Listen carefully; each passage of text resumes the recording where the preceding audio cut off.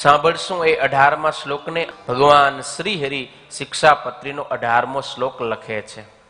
વ્યભિચારો ન કર્તવ્યા પુંભી સ્ત્રીભિશ્ચ માં શ્રિતૈ. વ્યભિચારો ન કર્તવ્યા પુંભી સ્ત્રીભિશ્ચ માં શ્રિતૈ. દ્યુતાદિ વ્યસનમ ત્યાજ્યમ વ્યસનમ ત્યાજ્યમ નાદ્યમ ભંગાદિમાદકમ નાદ્યમ ભંગાદિમામકમ.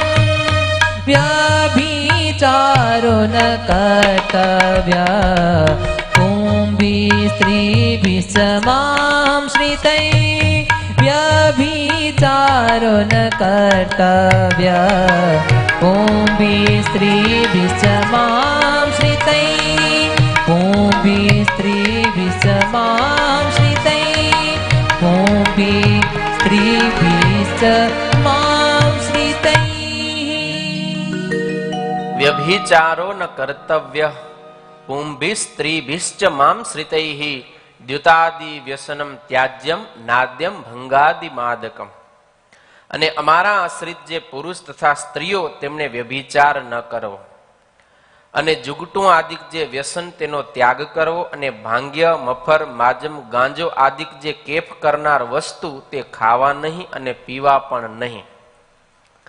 આ શ્લોકની અંદર મુખ્ય બે આજ્ઞાઓ છે. એક તો વ્યભિચાર ન કરવો અને બીજી આજ્ઞા છે વ્યસન ન કરવું. વ્યસન ઘણી પ્રકારના છે, પણ અહીંયા કને સતાનંદ સ્વામી આ શ્લોકનું વ્યાખ્યાન કરતા આપણને ખૂબ વિસ્તારથી સમજાવ્યું છે.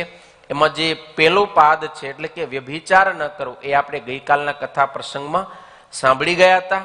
હવે બીજો જે પાદ છે દ્યુતાદિ વ્યસનમ ત્યાજ્યમ નાદ્યમ ભંગાદિ માદકમ, એટલે કે કેફ કરનારા જે કોઈ ભાંગ્ય મફર માજમ ગાંજો ઇત્યાદિક વસ્તુ એને અમારા આશ્રિત ભક્તજનોએ ક્યારે પણ ખાવી નહીં અને પીવી પણ નહીં. કોઈ પણ પ્રકારનું વ્યસન ક્યારેય પણ ભગવાનના ભક્તોએ કરવું જોઈએ નહીં.